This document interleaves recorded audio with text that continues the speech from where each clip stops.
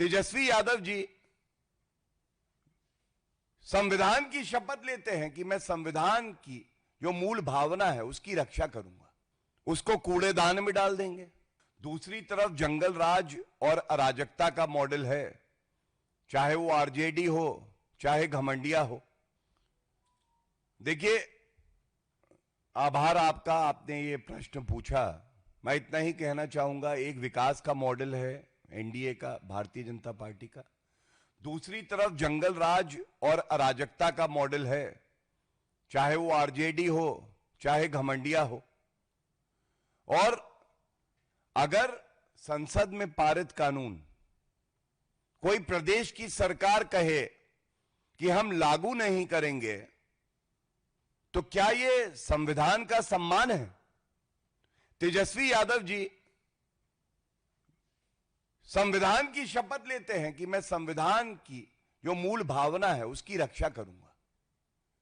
और उनकी हिम्मत कैसे पड़ती है, वो कहते हैं जो कानून संविधान के तहत पारित हुआ, जो अभी लागू है, जिस पे सर्वोच्च न्यायालय ने भी रोक नहीं लगाई है, उसको कूड़ेदान में डाल देंगे।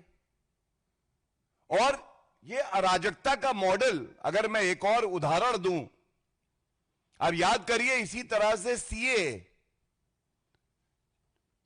लागू हो गया। ममता बनर्जी ने कहा था सीए हम लागू नहीं करेंगे और देश में गृह युद्ध हो जाएगा।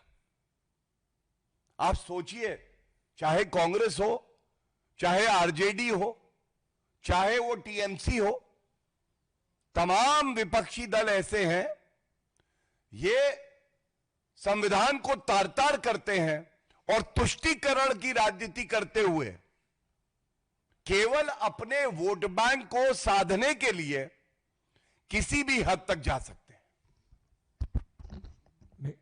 कोई और क्वेश्चन, कोई और सवाल? ऐश्वर्या,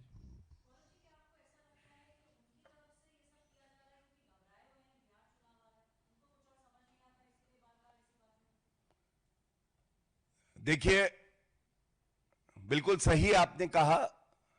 तेजस्वी यादव हो, लालू प्रसाद यादव हो, बिल्कुल थरथर कांप रहे हैं। इनको जो जमीनी फीडबैक आ रहा है, ये जान गए हैं कि बिहार में इनका सुपड़ा साफ होने जा रहा है।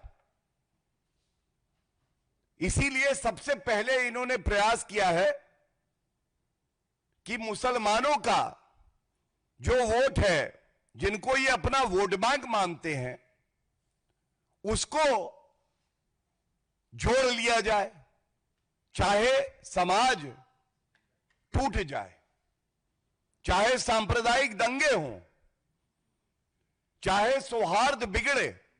लेकिन एक बात स्पष्ट है, एक नया कीर्तिमान बनेगा। बिहार में पुनः बीजेपी और एनडीए की सरकार बनेगी।